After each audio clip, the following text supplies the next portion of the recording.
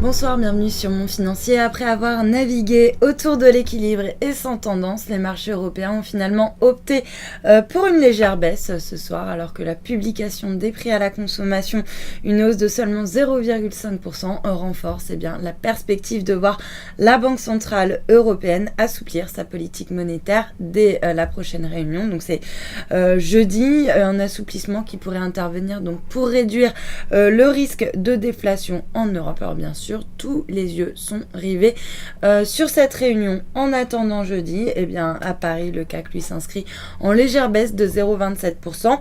Un CAC qui préserve quand même le seuil des 4500 points puisqu'on clôture à 4503. Ailleurs, même tendance, le DAX en légère baisse, moins 0,3%. L'Eurostoxx, moins 0,24%. Idem pour Londres qui perd 0,5%. Du côté des valeurs maintenant, c'est Vallourec qui signe la meilleure performance ce soir, soutenu par Crédit Suisse qui estime qu'il est temps de revenir sur le dossier pour viser 50 €. Le secteur des utilities est également bien orienté avec EDF soutenu par une note de Société Générale qui vise 33 € sur le dossier. Et puis à l'inverse, c'est Alcatel-Lucent qui signe la plus forte baisse ce soir, suivi de Carrefour qui s'inscrit également donc en baisse, alors que le secteur de la distribution a dévoilé des chiffres décevants au Royaume-Uni. Et puis lanterne rouge du SBF 120, Eutelsat qui dégringole, alors que le groupe espagnol Abertis a annoncé qu'il avait cédé un peu plus de 5%